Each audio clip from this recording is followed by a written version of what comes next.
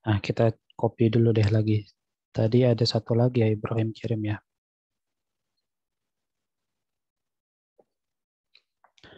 Oh iya, yang soal TPS, Ibrahim juga yang ngirim ya, semalam ya kalau nggak salah ya. Ya Ibrahim. Itu emang buat ujian apa TPS-nya?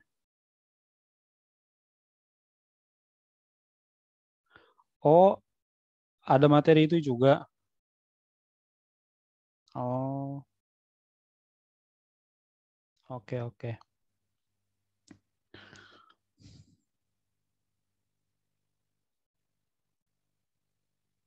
Nah, kayaknya mungkin kita perlu bahas yang nomor 13 ini dulu deh. Ya, nomor 13. Ini yang dari tahun berapa ini? 2018 UM-UGM ya. Nah, memang kalau secara bobot ya, kita bisa apa namanya urutin UTBK, SIMAK UI, UM-UGM gitu. Jadi maksudnya UM-UGM itu bisa dibilang paling susah gitu ya kalau yang geografinya. Nah, yang udah-udah, saya aja kalau bikin pembahasan itu seringkali, wah ini apa ya? Jadi mesti cari-cari referensi lagi gitu, mesti browsing-browsing lagi. Dan tahu nggak, ketemunya itu kebanyakan malah di jurnal-jurnal, di skripsi, di penelitian gitu. Artinya banyak materi yang udah level perguruan tinggi yang dibahas di soal UMGM itu. Nah, sekarang coba kita lihat nih nomor 13. Sungai-sungai besar yang mengalir melewati berbagai bentang lahan yang luas seperti Sungai Siak di Riau, Bengawan Solo di Jawa, dan Mahakam di Kalimantan Timur yang bermuara ke laut mampu membentuk delta yang besar. Nah, paling nggak kan kita harus tahu dulu ya semua istilah yang disebut di soal ini itu artinya apa. Mungkin ada yang belum tahu apa itu delta. Delta itu apa?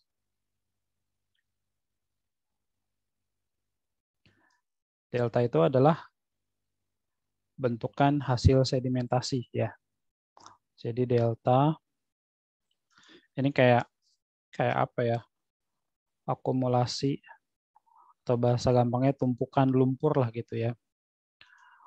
Sedimen atau kumpulan lumpur yang ada di muara sungai. Nah, muara sungai berarti sungai di bagian mana? Bagian hulu, tengah, atau hilir? Bagian hilir, ya kan? Hilir tuh artinya yang dekat dengan laut. Kalau hulu itu yang di awal, yang dia itu di sekitaran gunung. Kalau kita cari ilustrasinya delta, delta sungai ya, harus delta sungai kan keywordnya. Nah, kita bisa temuin beberapa gambar. Inilah yang paling paling bisa apa ya? Langsung langsung kita ngerti oh ternyata delta tuh kayak gini, banyak lumpur gitu ya di sungai bagian ujungnya. Jadi sebelum dia ketemu sama laut. Nah, ini delta. Sekarang pertanyaan selanjutnya, apa yang bisa membentuk delta? Nah, namanya delta ini kan hasil dari sedimentasi alias pengendapan. Eh, ada satu tenaga eksogen yang itu selalu berkaitan dengan atau selalu berhubungan dengan sedimentasi, itu adalah erosi. Nah, hubungannya apa erosi dengan sedimentasi? Itu selalu hubungan yang apa ya? Yang bisa berkebalikan, bisa juga hubungan yang interrelasi. Interrelasi itu maksudnya sebab akibat. Jadi gini, ketika di bagian hulu, hulu itu dekat gunung ya, erosinya tinggi. Jadi bayangin pengikisannya tinggi gitu ya. Gara-gara mungkin curah hujan, gara-gara juga arus sungai yang sangat deras. Nah, kalau erosinya tinggi di bagian hulu, maka sedimentasi juga akan tinggi di bagian hilir gitu ya. Jadi maksudnya gini, misal di bagian hulu di dekat dengan gunung, itu banyak terjadi longsor. Nah, maka yang akan kita temukan adalah di bagian hilir akan banyak lumpur, akan banyak tanah-tanah hasil dari longsoran di bagian hulunya. Gitu. Nah, di sini kalimatnya tadi sungai-sungai besar yang mengalir melewati berbagai bentang lahan yang luas, seperti Sungai Siak di Riau, Bengawan Solo di Jawa, dan Mahakam di Kalimantan Timur yang bermuara ke laut, mampu membentuk delta yang besar. Ini kira-kira pernyataan yang benar atau salah?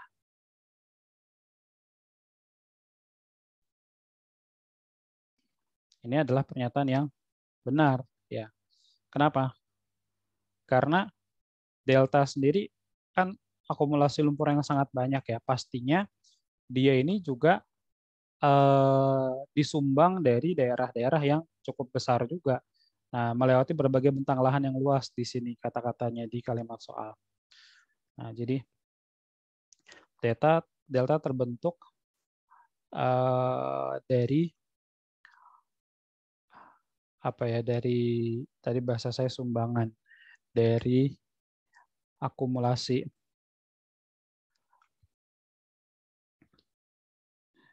erosi daerah aliran sungai yang dilewati. Nah, sebelum menuju ke muara.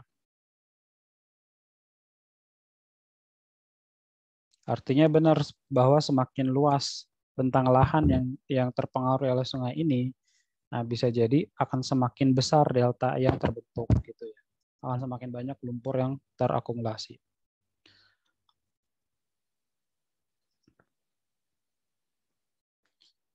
Nah, terus tadi ya, semakin luas bentang lahan atau das. Das itu daerah aliran sungai yang dilewati sungai. Nah, maka semakin besar delta yang terbentuk atau deltanya. Ini kalau saya ganti warnanya jadi biru, kayaknya kurang enak dilihatnya ya.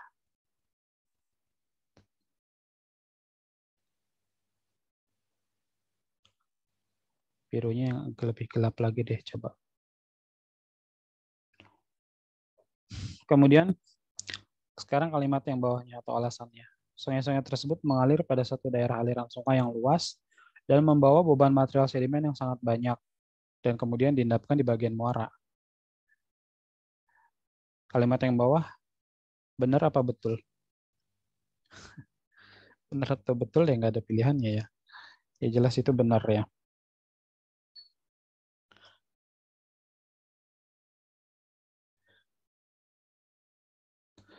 Jadi kita tinggal ngecek ini berhubungan sebab akibat atau enggak.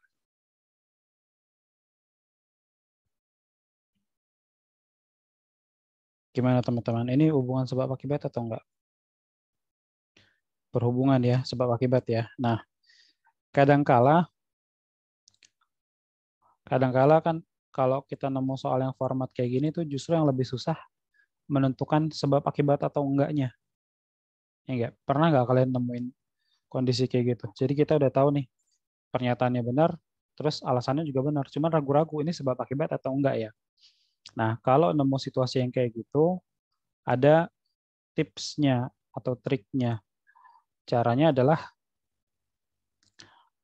kita baca yang kalimat yang bawahnya dulu atau alasannya. Terus kata sebabnya diganti dengan maka ya.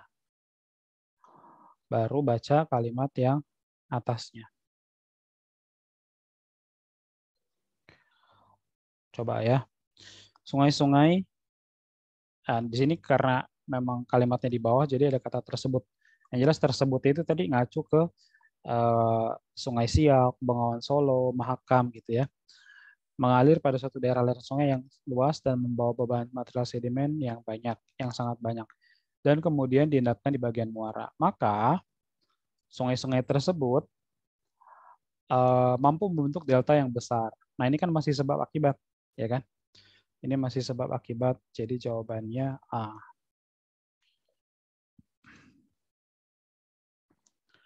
Kedua kalimat benar dan sebab akibat.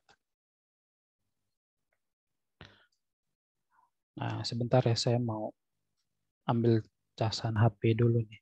HP saya lowbat.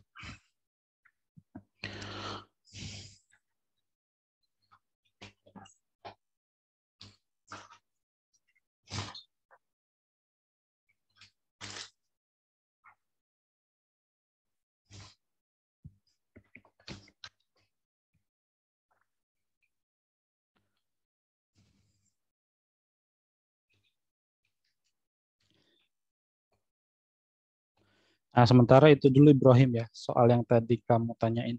Kayaknya yang soal lainnya itu memang ya bisa dibilang susah banget lah ya. Itu bukan fisika, kimia banget tuh yang ada CaCO3.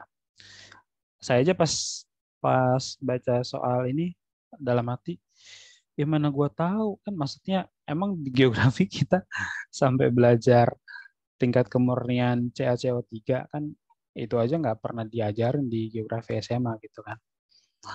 Nah, jadi ini kita lewatin dulu. Coba kita cek di grup.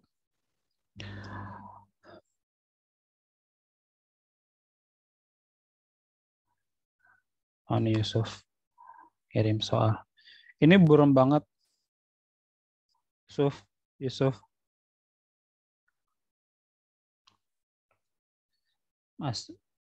Masih kebaca sih, cuman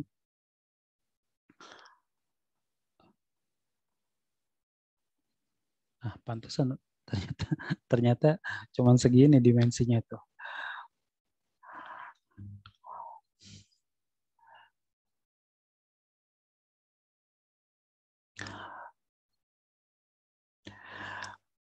Penyebab utama kan keragaman hayati atau biodiversity di Asia Tenggara adalah faktor. Nah,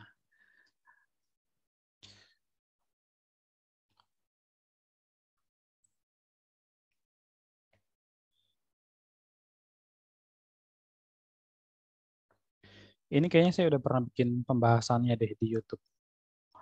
Uh, Video short kayaknya saya udah pernah bikin deh. Nah, jadi gini. Ini yang lain bisa baca nggak segini? Kalau saya sih masih bisa, cuman memang nggak enak aja di mata. Masih bisa kurang ya. Ya udah saya ketik ulang deh di sini ya. Penyebab utama keragaman hayati atau biodiversity di Asia Tenggara adalah faktor A itu topografi dan vegetasi, yang B iklim dan topografi, yang C tanah dan lereng, yang D air dan tanah, yang E udara dan topografi. Nah,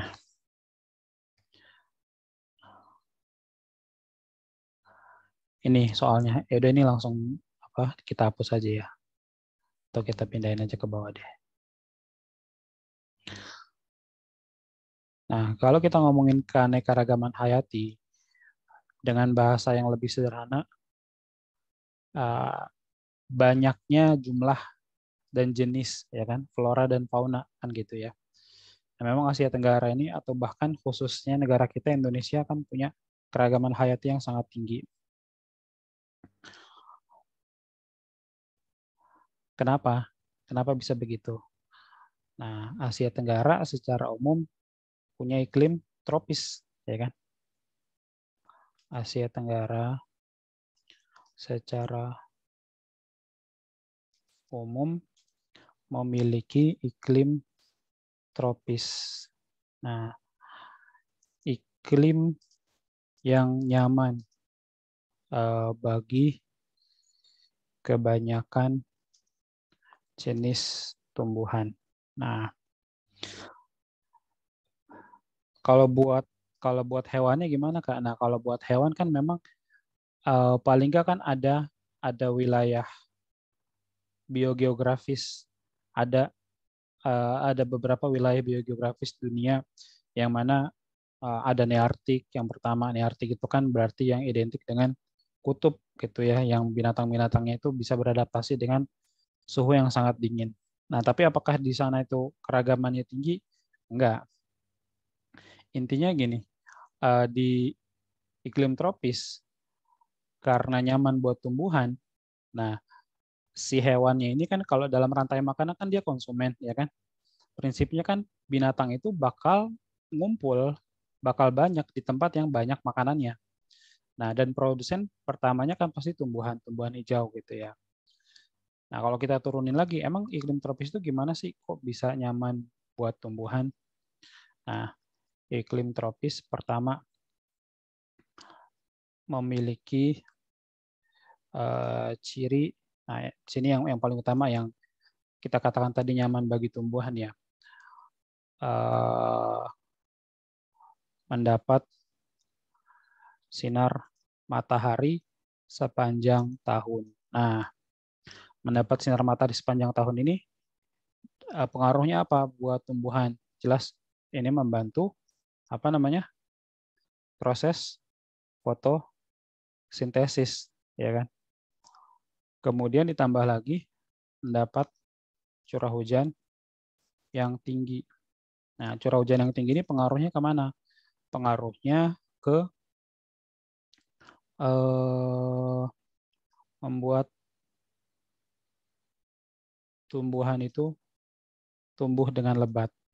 Nah, makanya Sumatera dan Kalimantan itu akan dua pulau yang curah hujannya paling tinggi ya. Dua pulau itulah yang punya hutan hujan tropis, hutan yang lebat banget, gitu kan.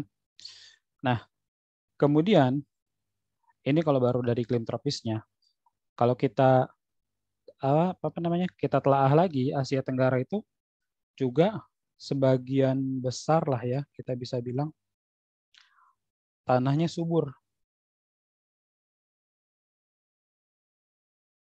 Nah, tanahnya subur. Tapi ada nggak iklim dan tanah di sini? Nah, kita lihat dulu. Mungkin kita bisa langsung eliminasi beberapa pilihan jawaban yang kita katakan ini nggak mungkin gitu ya. Yang A kita bisa eliminasi nggak? Kita bisa eliminasi di vegetasinya. Nah, kenapa kok vegetasinya kita eliminasi? Karena vegetasi artinya apa? Tumbuh-tumbuhan, ya kan? Justru kan itu yang lagi ditanyakan di sini. Kenapa Asia Tenggara banyak tumbuh-tumbuhan dan banyak jenis hewan, kan gitu. Kalau dijawabnya karena Asia Tenggara banyak vegetasi, ya itu kan nggak menjawab orang itu yang lagi ditanyain kan gitu ya. Nah jadi vegetasi kan artinya tumbuh-tumbuhan. Nah sedangkan ini yang lagi ditanyakan kenapa kok banyak tumbuh-tumbuhan, banyak jenisnya di Asia Tenggara.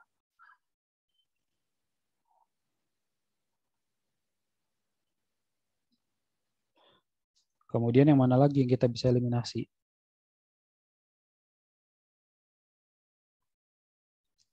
Yang B kira-kira benar nggak iklim dan topografi? Nah, iya jawabannya memang yang B. Nah, iklim tadi barusan kita bahas iklim tropis, terus topografi itu apa? Topografi itu secara sederhana kita bisa terjemahkan sebagai bentang alam ya. Selain itu, Asia Tenggara memiliki bentang alam yang cukup apa ya beragam gitu. Maksudnya kalau kita mau cari dataran rendah ada, dataran tinggi ada, gunung-gunung ada gitu ya. Nah, karena apa penyebabnya?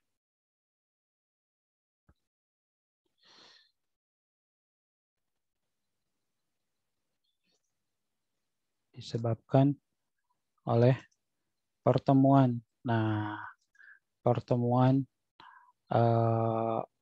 beberapa lempeng bumi. Kalau kita ngomongin wilayah Indonesia sendiri kan pertemuan 3 lempeng, ya kan? Nah, kalau ngomongin Asia Tenggara lebih banyak lagi karena nanti ada lempeng Filipina, nah dan beberapa lempeng lainnya. Kalau di Indonesia aja ada 3, yaitu ada Eurasia, Indo-Australia, dan satu lagi apa? Pasifik, mantap. Dan dilalui jalur-jalur pegunungan api. Nah, kalau jalur pegunungan api kan ini ngaruhnya ke topografi, ngaruh juga ke jenis tanahnya, ya kan? Karena banyak gunung api, topografinya jadi beragam, jadi ada gunung-gunung, kemudian tanahnya jadi subur karena tanah vulkanis. Nah, itu dia. Kemudian kenapa kita nggak pilih yang C aja kalau gitu kan ada tanahnya. Nah, tapi di sini ada lereng, tapi dia nggak nyebut iklim. Sedangkan di awal ngebahas soal ini tadi kita bahasnya banyak ngomongin iklim gitu ya. Karena memang faktor yang paling utama, yang paling dominan mempengaruhi adaptasi makhluk hidup kan iklimnya dulu, gitu ya. Baru faktor-faktor lain itu nomor nomor berikutnya lah gitu. Nah, buktinya gini, kita misalnya bepergian ke suatu tempat, mau dia ketinggian berapa kek, mau dia itu kondisi bentang alamnya kayak gimana kek, kalau suhunya, kemudian kelembapan udaranya itu nggak jauh beda dengan tempat tinggal kita yang biasa, itu kan kita nggak akan kaget, ya kan? Misalnya suatu saat kita punya kesempatan umroh gitu ya atau haji bahkan eh, kan banyak tuh orang yang ke Saudi terus kaget ya badannya karena di sana iklimnya kan beda banget dengan kita. Di sana udaranya kering banget, sedangkan di sini udaranya basah banget alias lembab.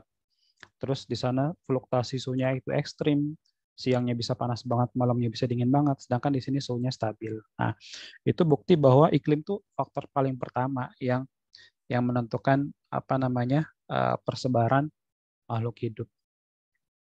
Kemudian air dan tanah, air enggak ya.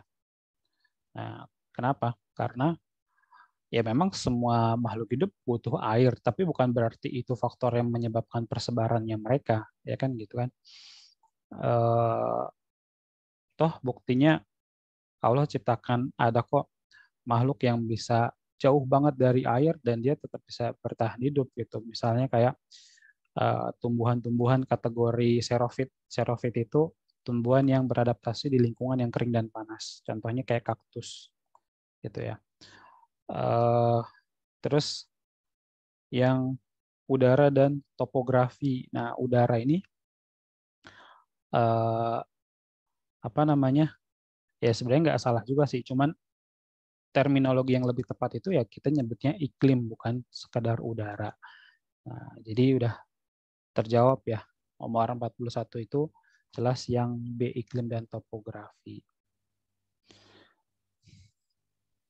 Oke, tambahan penjelasannya gini. Jadi topografi yang beragam juga mempengaruhi kekayaan sumber daya hayati. Nah, buktinya dalam klasifikasi iklim menurut Jung Hoon. Nah, kita bisa kaitin lagi ya. Ada yang ingat nggak klasifikasi iklim Jung Hoon itu yang kayak gimana?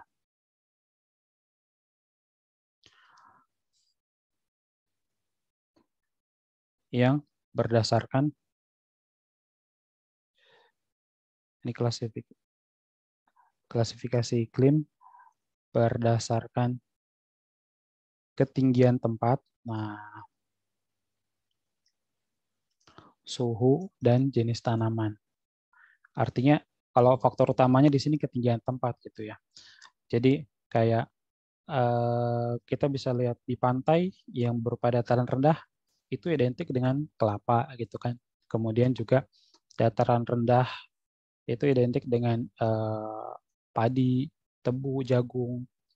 Nah, kemudian kalau kita ke tempat yang lebih tinggi, misalnya ke daerah pegunungan, itu beda lagi tuh tumbuhan yang jadi ciri khasnya, bukan lagi kelapa, bukan lagi padi, tebu, jagung, tapi mungkin teh, kopi. Kemudian naik lagi kita bisa ketemu pinus, cemara. Nah, itu menunjukkan bahwa topografi atau dalam hal ini ketinggian tempat ya, itu juga mempengaruhi persebaran makhluk hidup.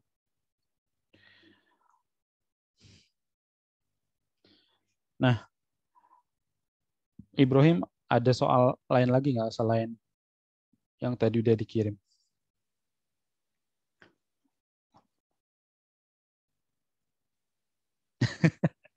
TPS ya. Saya takut takut menyesatkan saya karena bukan bukan bidang saya itu. Kalaupun saya bisa jawab ya itu buat buat saya pribadi, maksudnya saya belum berani buat ngajarin orang. Karena memang saya sendiri juga make itu sih. Kayak kemarin kan pas tahun lalu ada CPNS, saya kan ikutan. Nah, jadi mau nggak mau saya belajar lagi kan yang kayak gitu-gitu. Cuman ya itu buat konsumsi pribadi, maksudnya buat saya sendiri. Saya belum berani buat ngajarin orang lain gitu karena belum yakin. Cuman sih kayak yang semalam gitu ya, yang apa tuh soal-soalnya ada yang lucu-lucu, artis, anggota DPR, ibu rumah tangga. Kalau yang itu sih saya agak yakin gitu ya. Saya agak yakin itu tuh beririsan semuanya gitu satu dengan yang lain. Karena itu artikelnya udah saya kasih kan. Sebut aja namanya Krisdayanti, Mulan Jamila. Mereka artis iya, anggota DPR iya, ibu rumah tangga iya juga, ya kan? Nah, jadi kan ada sebagian orang yang mereka itu tiga-tiganya kena juga gitu. Terus yang lembaga-lembaga negara yang eksekutif, legislatif, yudikatif itu juga saya yakin kalau yang itu.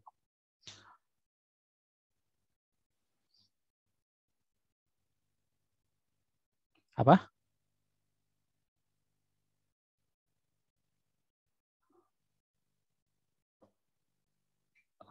Kan kalau diagram Venn itu apa namanya? Dipelajari di matematika kan? Apa namanya? Intinya kalau kalau yang katakanlah ada dua lingkaran gitu, dua lingkaran terus beririsan. Artinya ada sebagian orang yang itu dua-duanya. Misalnya satunya kelompok apa ya, penyuka otomotif, satunya orang-orang yang perokok misalnya gitu ya. Saya ingat yang semalam ada kata-kata perokoknya gitu. Nah kan ada yang penyuka otomotif doang tapi dia nggak ngerokok, ada yang ngerokok doang tapi dia nggak suka otomotif, tapi ada juga yang dua-duanya. Nah maka itu ilustrasi diagram Venn-nya bakal dua lingkaran yang ada ketemu sebagian, ada irisannya kan kayak gitu. Jadi diagram Venn kan dipelajarinya di matematika SMP kelas 7 kok nggak salah deh. Nah, memang buat menjawab soal itu kan kita mesti tahu juga informasi yang lagi diomongin di soal itu tentang apa. Artinya ini bakal juga menuntut kita tahu tentang kewarganegaraan kayak soal-soal tentang itu kan, yang eksekutif, legislatif, yudikatif kan mau nggak mau itu kan berarti pelajarannya kewarganegaraan. Terus yang anggota DPR, artis, sama ibu rumah tangga itu kan pengetahuan umum lah ya. Itu kan cuma wawasan eh, yang sifatnya kekinian gitu, informasi atau berita yang kekinian. Jadi memang uh, ya mesti banyak baca juga, mesti banyak baca-baca berita kayak gitu-gitu.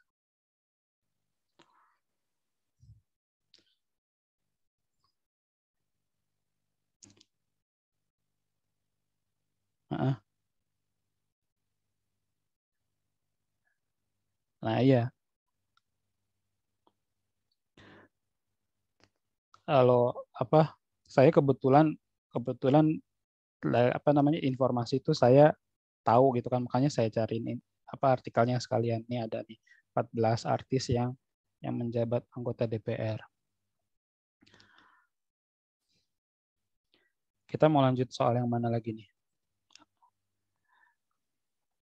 Soalnya Yusuf lagi. Yusuf lagi ngapain Yusuf? Kok nggak bersuara?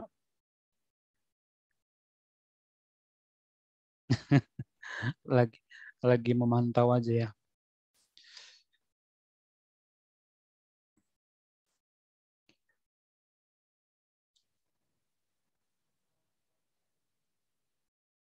Oh, ada lagi yang resolusinya lebih bagus ya. Coba. Oke. Nah, ini kan lebih enak nih di mata.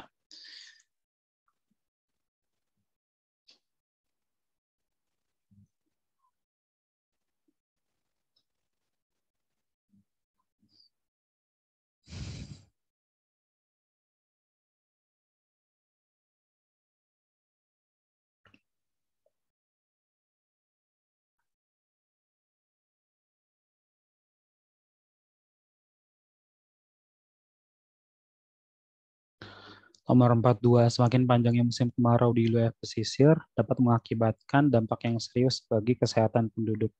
Ini benar atau salah?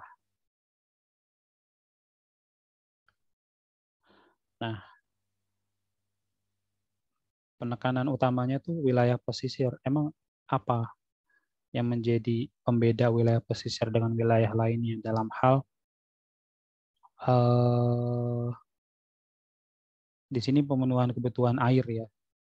Soal ini ngomongin ngomongin tentang pemenuhan kebutuhan air. Jadi poin yang harus kita tahu di sini adalah di pesisir masyarakat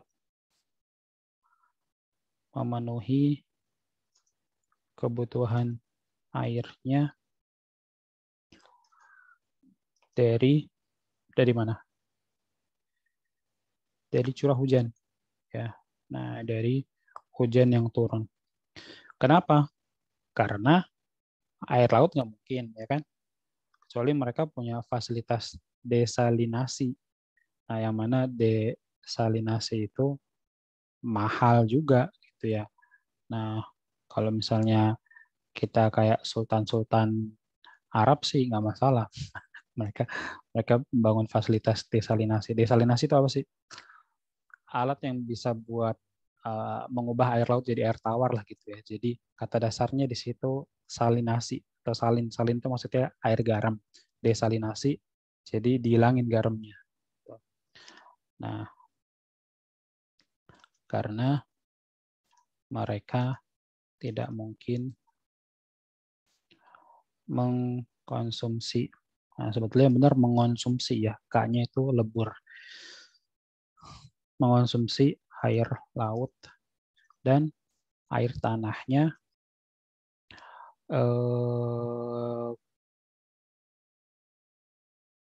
juga tidak layak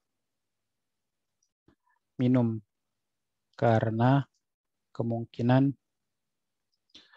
sudah terkena intrusi. Artinya udah asin juga gitu ya. Udah asin juga. Nah, kalau kemarau berarti apa? Nggak ada hujan, ya kan? Jadi ini bisa berdampak serius bagi kesehatan penduduk. Jadi ini pernyataannya benar. Sebagian besar penduduk pesisir sangat bergantung pada air hujan. Benar juga. Nah, udah apa namanya? Penjelasannya baru aja diketik di sini, ya kan? Semakin panjang yang musim kemarau di wilayah pesisir dapat mengakibatkan dampak yang serius bagi kesehatan penduduk. Sebab sebagian besar penduduk pesisir sangat bergantung pada air hujan. Nah, ini sebab akibat atau enggak?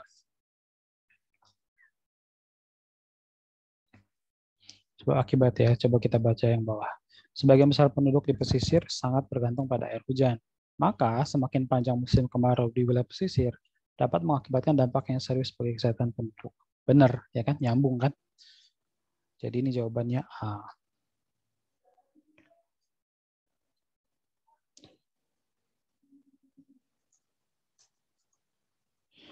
Oh ya, Yusuf, dulu waktu sekolah IPA atau IPS? Oh ya, SMK ya. Oh, kamu apa jurusannya SMK-nya? Apa? Apa tuh? Pastry. Oh, masak-masak, bikin kue. Oh, kenapa nggak ini aja? Buka toko gitu, nyanyiin Holland Bakery dan kawan-kawan gitu.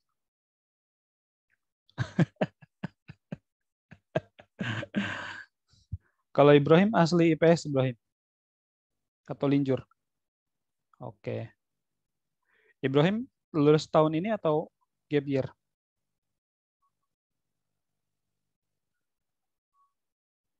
Oke, nggak apa-apa. Kan kita masih bisa ikhtiar buat simak UI. Itu udah ada yang udah azan ya di tempatnya ya? Oke deh, kalau gitu kita cukupin dulu ya. Nanti mudah-mudahan kalau bisa apa namanya kita lanjut lagi habis asar. Nanti saya kabarin lagi di grup ya. Gimana Ibrahim sama Yusuf?